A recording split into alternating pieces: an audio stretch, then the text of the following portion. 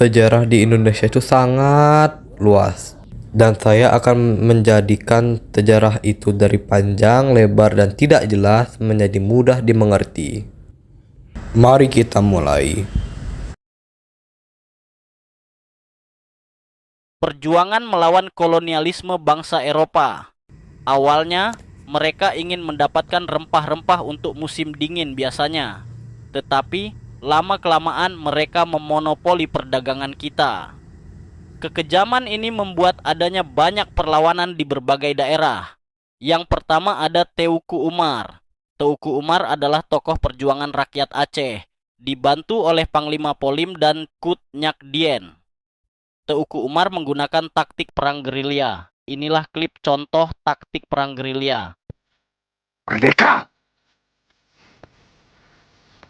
Merdeka!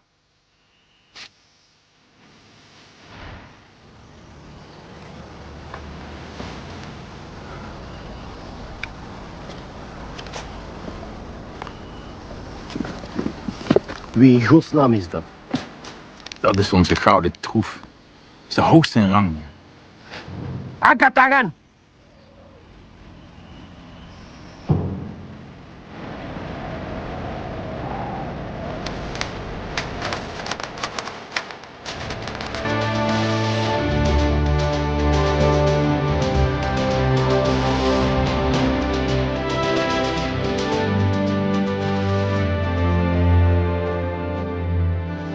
Rupanya kalian tengah menjalankan tugas.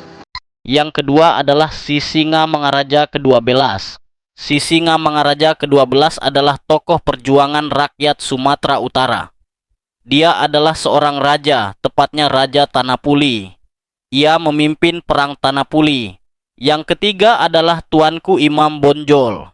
Tuanku Imam Bonjol adalah tokoh perjuangan rakyat Sumatera Barat. Pada tahun 1821, Belanda mencampuri konflik kaum adat dan kaum padri dengan melakukan adu domba.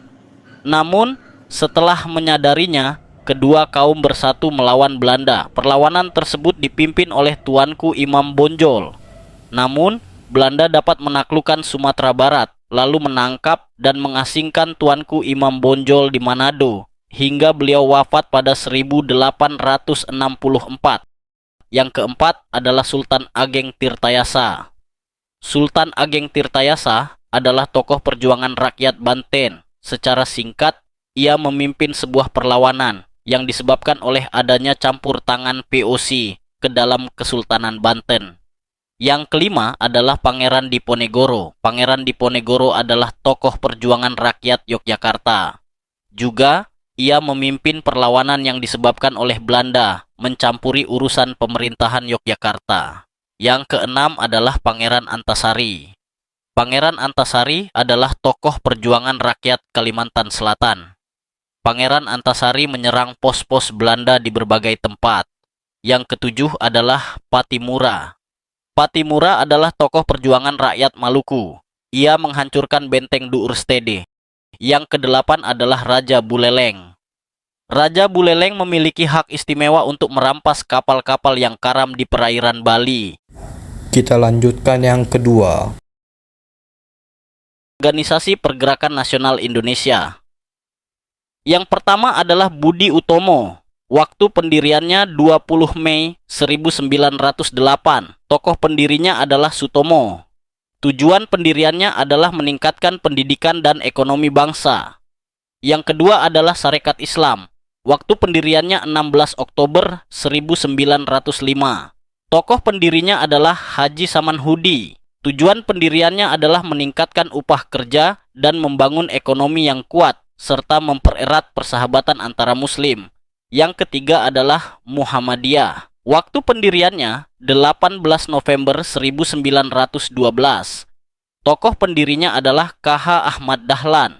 Tujuan pendiriannya adalah membangun sekolah, rumah sakit, dan panti asuhan. Yang keempat adalah Indische Partij. Waktu pendiriannya 25 Desember 1912. Tokoh pendirinya adalah 3 serangkai, yaitu Douws Dekker, Ki Hajar Dewantara, dan Cipto Mangunkusumo. Tujuan pendiriannya adalah menumbuhkan rasa nasionalisme.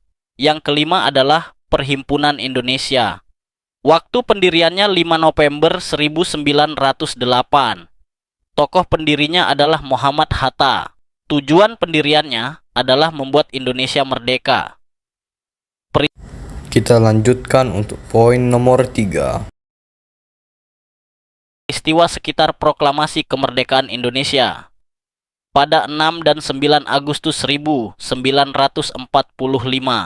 kota Hiroshima dan Nagasaki milik Jepang dibom atom oleh sekutu saat Perang Dunia II. Ini membuat posisi Jepang melemah. Jepang melakukan berbagai cara untuk menarik simpati rakyat Indonesia agar mau membantu Jepang melawan sekutu. Salah satunya adalah memberikan janji kemerdekaan melalui pembentukan BPUPKI. BPUPKI adalah singkatan dari Badan Penyelidik Usaha-Usaha Persiapan Kemerdekaan Indonesia. Dalam bahasa Jepang, BPUPKI disebut dengan Dokuritsu Junbi Kosakai. BPUPKI dibentuk pada tanggal 29 April 1945. BPUPKI diketuai oleh Rajiman W. Diningrat. BPUPKI berjumlah 62 orang, ditambah 7 orang Jepang sebagai saksi. BPUPKI melakukan sidang sebanyak 2 kali. Tokoh-tokoh yang menyampai pendapat rumusan terkait dasar negara Indonesia di sidang pertama antara lain: 1. Muhammad Yamin. Isinya adalah peri kebangsaan, peri kemanusiaan, peri kerakyatan, peri ketuhanan, kesejahteraan sosial. 2. Soepomo. Isinya adalah persatuan, kekeluargaan, keseimbangan lahir dan batin, keadilan rakyat, musyawarah. 3. Soekarno. Isinya adalah nasionalisme atau kebangsaan Indonesia, internasionalisme atau peri kemanusiaan, mufakat atau demokrasi, kesejahteraan sosial, ketuhanan yang Maha Esa. Juga, Soekarno telah merancang lambang negara Indonesia, yaitu Garuda Pancasila.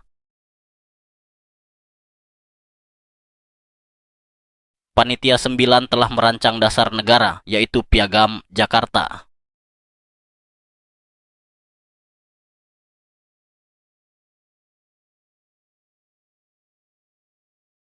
BPUPKI sidang kedua membahas tentang bentuk negara, wilayah negara, kewarganegaraan, rancangan undang-undang dasar, ekonomi dan keuangan, serta pendidikan bangsa. Setelah BPUPKI mengesahkan rancangan undang-undang dasar, Indonesia telah dikatakan siap merdeka.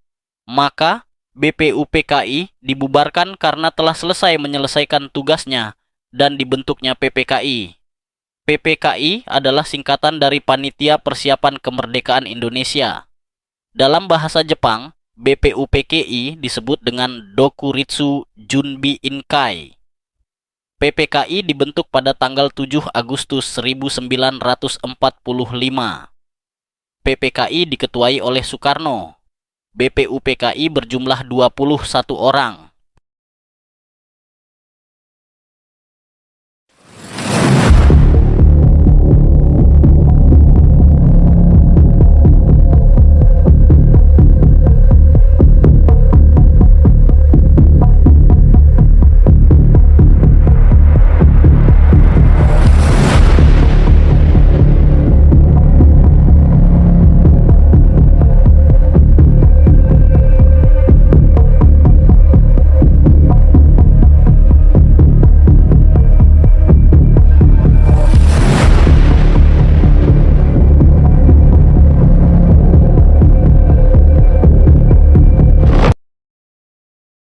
Kalimat pertama diusulkan oleh Ahmad Sobarjo. Kalimat kedua diusulkan oleh Muhammad Hatta. Naskah ditulis oleh Soekarno. Naskah ditandatangani oleh Soekarno dan Muhammad Hatta. Naskah diketik oleh Sayuti Melik.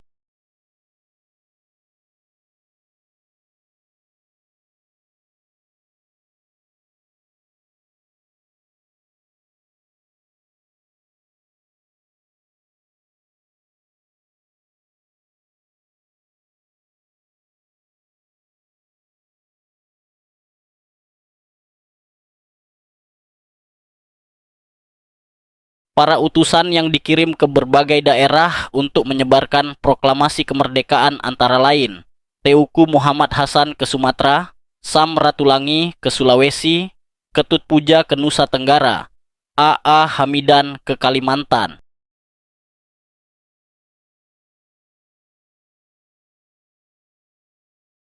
Hasil sidang pertama, pengesahan dan penetapan UUD NRI. Tahun 1945, pengangkatan Soekarno sebagai presiden dan Muhammad Hatta sebagai wakil presiden. Penetapan KNIP sebagai pembantu presiden sebelum MPR dan DPR dibentuk. Hasil sidang kedua, penetapan Kabinet Pertama Indonesia, pembagian daerah Indonesia menjadi 8 provinsi.